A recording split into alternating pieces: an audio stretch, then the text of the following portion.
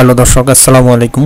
আমি জহিরুল ইসলাম, real tips pro চ্যানেলের পক্ষ থেকে সবাইকে জানাচ্ছি শুভেচ্ছা ও স্বাগতম। দর্শক, পূর্ব ন্যায়াজকে আপনাদের সামনে আমি খুব গুরুত্বপূর্ণ একটি ক্লাস নিয়ে হাজির হলাম। আজকে আমি শিখাবো কিভাবে বাঁকা বা উপবৃত্তাকার জমিগুলো সহজে মাপতে হয়। এরকম বাঁকা জমি আমাদের সামনে যদি আসে, যারা আমরা সার্ভেয়ার নিয়ে কাজ করি বা আমিনতি নিয়ে কাজ করি, এরকম বাঁকা জমিগুলো কিভাবে মাপতে হয়, অনেক সময় আমরা এরকম সমস্যার সম্মুখীন হই। তো এই সমস্যাগুলো যাতে খুব সহজে সমাধান করা যায় এবং খুব সহজে কিভাবে মাপা যায় সেই বিষয়টা বা সেই টেকনিকগুলো আজকে আমি আপনাদেরকে দেখাবো। তো যদি শেখার ইচ্ছা থাকে এই বিষয়ে, এই গুরুত্বপূর্ণ টিপসগুলো, তাহলে আপনাদের অবশ্যই পুরো ভিডিওটা না টেনে পুরোপুরি ভিডিওটা দেখতে হবে। তো দর্শক, কথা না বাড়িয়ে আমি আজকে এরকম একটা জমি কিভাবে ক্ষেত্রফল নির্ণয় করতে হয় বা এই জমির মধ্যে কত শতাংশ জমি বা কত কাঠা জমি রয়েছে সেটা আজকে আমরা খুব সহজে বের করার চেষ্টা করব। তো আপনারা আমার সাথে থাকবেন।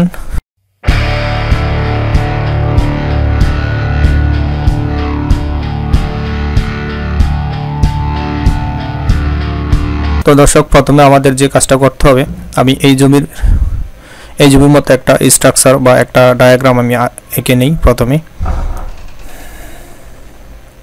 তো দর্শক, আমি এই জমির মতো এরকম একটা স্ট্রাকচার তৈরি করে নিলাম এই জমির মতো। তাহলে আমরা জমিটা মাপতে হলে আমাদের ফিতা ধরে প্রথমে আমার এইখান থেকে এই বাহু থেকে এই বাহুটার পরিমাপ করতে হবে, এবং এই বাহু থেকে এই বাহুটা পরিমাপ করতে হবে, এবং এই বাহু থেকে এই বাহুটা পরিমাপ করতে হবে, এবং এই বাহু থেকে এই বাহুটা পরিমাপ করতে হবে, এবং এখান থেকে এখানে পরিমাপ করতে হবে।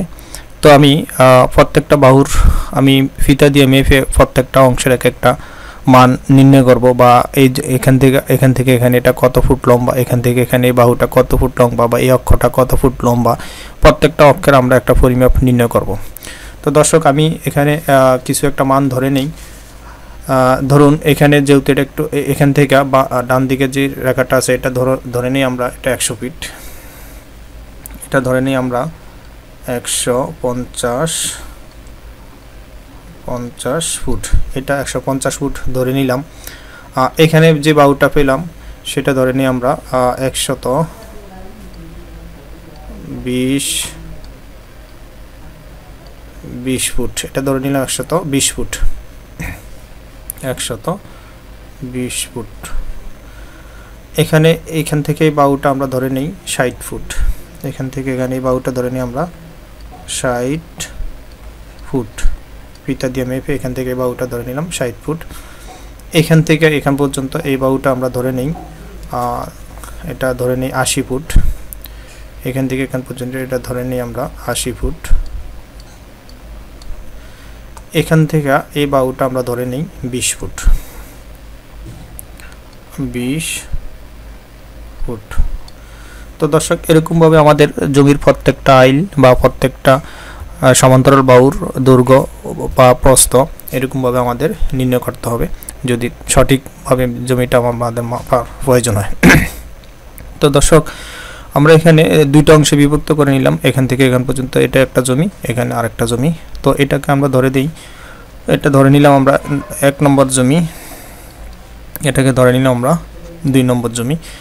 তো আমরা প্রথম জমির ক্ষেত্রফলটা একটু নির্ণয় করি, তারপর দ্বিতীয় জমির ক্ষেত্রফলটা একটু নির্ণয় করব। তো দর্শক, এখানে আমরা প্রথম জমির ক্ষেত্রে এখানে লিখি আমরা প্রথম জমির ক্ষেত্রে এখানে আমরা লিখে নিব যে প্রথম জমির ক্ষেত্রে। তো প্রথম জমির ক্ষেত্রে আমাদের এখান থেকে এখানে আমরা অর্ধবৃত্তাকার এই প্রথম জমির ক্ষেত্রে আমরা অর্ধবৃত্তাকার যে ইয়াটা আছে, অংশটা আছে, সেটার আমরা ক্ষেত্রফল নির্ণয় করব। তো এখানে দুইটা অক্ষ, এখানে আমাদের এখান থেকে এখানে 80 ফুট, আবার এখান থেকে এখানে আমাদের 20 ফুট। এখানে দুইটা অক্ষ, এখানে দুইটা অক্ষর মধ্যে একটা ছোট অক্ষ একটা বড় অক্ষ। তো এখানে বড় অক্ষটা প্রথম জমির ক্ষেত্রে বড় অক্ষ যেটা, আমরা এটা একটু লিখে নিই। এই প্রথম জমির ক্ষেত্রে বড়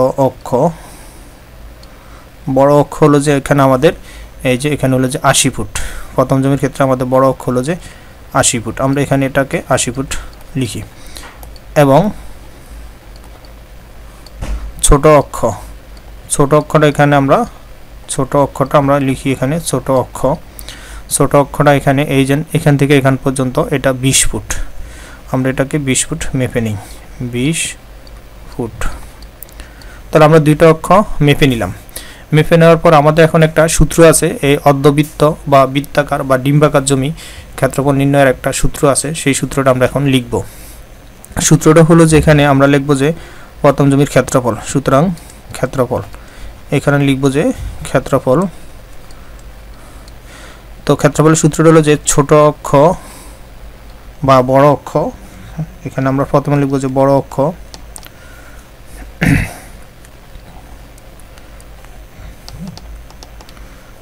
এখানে আমরা লিখব যে বড় অক্ষ গুণ ছোট অক্ষ, ছোট অক্ষ গুণ 0.7854।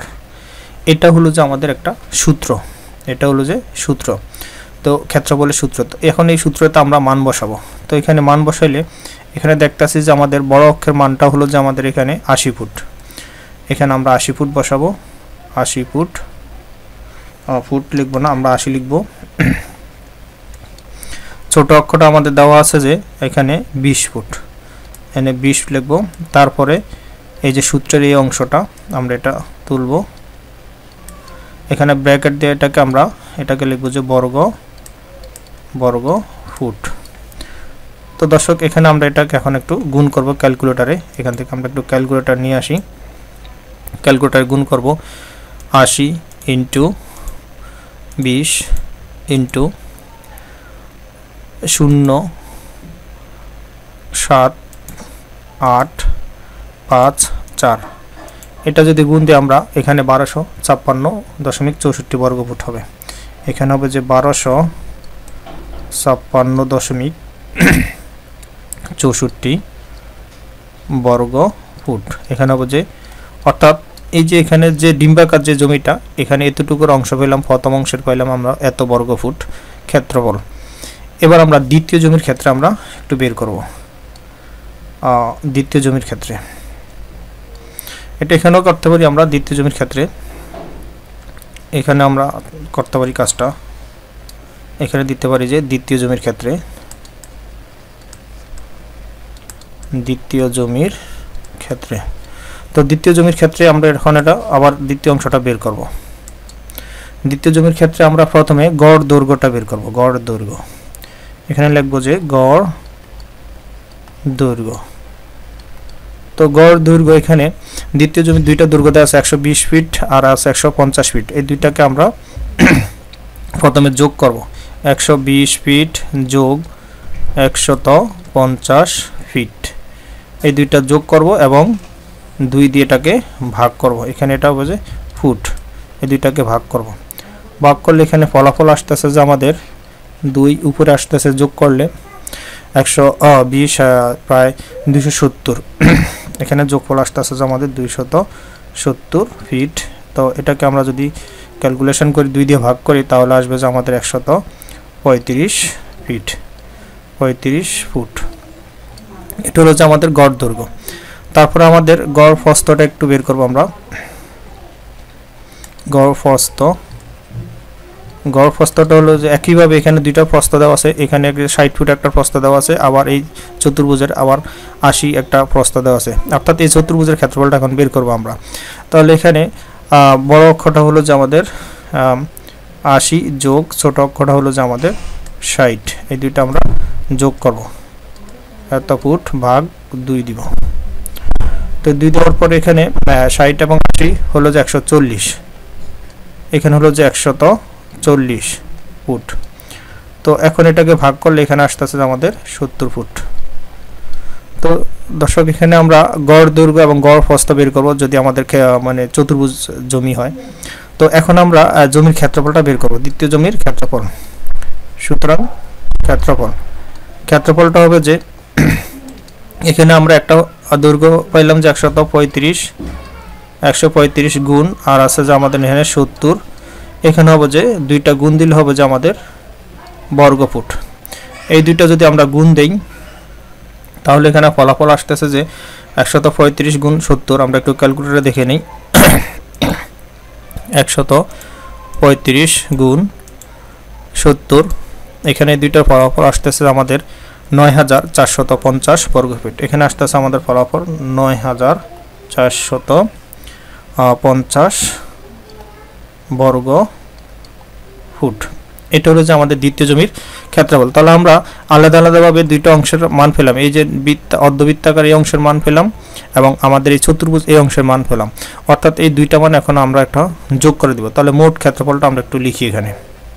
তো এখানে লিখবো যে মোট জমির মোট ক্ষেত্রফল লিখবো এখানে আমরা মোট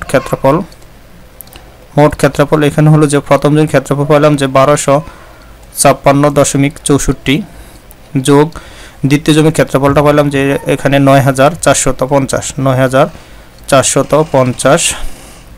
এখন আমরা এই দুইটা যোগ করব বর্গ ফুট।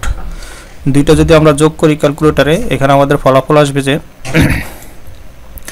9400 এটার সাথে যোগ করব 1256.64, এটা আমরা এখন যোগ করব। যোগ করলে এখানে 10,706, এখানে আসবে যে আমাদের টোটাল 10,706.64 বর্গফুট। এটা হলো যে আমাদের মোট, মানে এখানে যে জমিটা আছে, এখানে টোটাল যে জমিটা আছে এই জমিটার টোটাল ক্ষেত্রফল হলো যে আমাদের এত বর্গফুট। এখন আমরা শতাংশ এই জমির বের করব যে কত শতাংশ। তো দর্শক, আমরা একটা সূত্র মনে আছে, এই শতাংশের সূত্রটা হলো যে এখানে 1% সমান সমান 435.6 বর্গফুট। এটা হলো যে আমাদের একটা সূত্র। আবার 1 কাঠা সমান সমান 720 বর্গফুট। এই যে দুইটা সূত্র আমাদের মুখস্থ রাখতে হবে, এই দুইটা সূত্র মুখস্থ রাখতে হবে জমির ফলাফল নির্ণয় করতে হলে। তো এখানে আমাদের মোট যে ক্ষেত্রফলটা পাইলাম, সেই ক্ষেত্রফলটাকে এখন আমরা যদি শতাংশে নেই এই সূত্রটা দিয়ে ভাগ করতে হবে, আর যদি আমরা কাঠায় নেই তাহলে আমাদের এই সূত্রটা দিয়ে ভাগ করতে হবে। তাহলে দর্শক, এখানে আমরা লিখি যে সুতরাং জমির পরিমাণ এখানে লিখব যে জমির পরিমাণ। তো জমির পরিমাণ কত? এখানে 10,706.64, এটাকে আমরা ভাগ করব, যেহেতু আমরা শতাংশে নিব, তাহলে 435.6, এটাও এখন হয়ে যাবে আমাদের শতাংশ। এখানে এটা হয়ে যাবে আমাদের এখন শতাংশ। তাহলে আমরা এটাকে একটু ভাগ করি ক্যালকুলেটরে, যে ফলাফলটা আছে এটাকে ভাগ করব আমরা 435.6, এটা দিয়ে যদি ভাগ করি আমাদের ফলাফল আসবে এখানে 24.57, অর্থাৎ এখানে ফলাফল আসবে যে 24.58 এত শতাংশ জমি আছে এই অংশে। এটা হলো যে আমাদের যদি আমরা শতাংশে বের করি। আর যদি আমরা এখানে কাঠা হিসাবে জমির পরিমাণ বের করি, তাহলে জমির পরিমাণ এখানে লিখব একইভাবে 10,706.64, এটাকে আমরা ভাগ করব 720 দিয়ে, এত কাঠা। যদি আমরা এটা কাঠা বের করি তাহলে আমাদের এখানে এটা আসবে এত কাঠা, এটা আসবে এখানে আমাদের এত কাঠা, 700 এত কাঠা। তো দর্শক, এখন আমরা এটা একটু ভাগ করি। তো এখন এই অংশটাকে 10,706কে আমরা যদি 720 দিয়ে ভাগ করি, তাহলে 10,000 এখানে লাগবে 10,706.64 ভাগ 720, 20 দিয়ে ভাগ করলে এখানে আসতেছে 14.87, এখানে ফলাফল আসবে আমাদের 14.87 এত কাঠা। তো দর্শক, আমরা এই দুইটা মূলত আমাদের ফলাফল, অর্থাৎ আমরা যদি এই জমিটাকে আমরা এইভাবে এই অংশ আলাদা আলাদাভাবে মেপে নেই বা মাপ দেই, তাহলে আমাদের টোটাল ফলাফলটা আসবে যে শতাংশ যদি বের করি 24.58 জমি, আর যদি আমরা জমির পরিমাণটা কাঠা হিসেবে বের করি তাহলে 14.87 কাঠা জমি এখানে বিদ্যমান রয়েছে। তো দর্শক, আশা রাখি এরকম জমি যদি আপনাদের সামনে পড়ে বা এরকম বাঁকা উপবৃত্তাকার বৃত্তাকার বা যেরকম আঁকা বাঁকা জমি পড়ুক না কেন, আপনারা এই সূত্রের মাধ্যমে বা এই টেকনিকের মাধ্যমে খুব সহজে প্রত্যেকটা জমিতে কি পরিমাণ জায়গা বিদ্যমান সেটা আশা রাখি খুব সহজেই বের করতে পারবেন এই টেকনিকের মাধ্যমে। তো দর্শক, আশা রাখি আপনাদেরকে পুরো ভিডিওটার মাধ্যমে খুব উপকার করতে পারছি। তো ঠিক আছে, আমার পূর্বে ভিডিওগুলো দেখবেন, আগামী ভিডিওগুলো দেখার আমন্ত্রণ জানিয়ে আজকের জন্য এখানেই শেষ করলাম। আল্লাহ হাফেজ।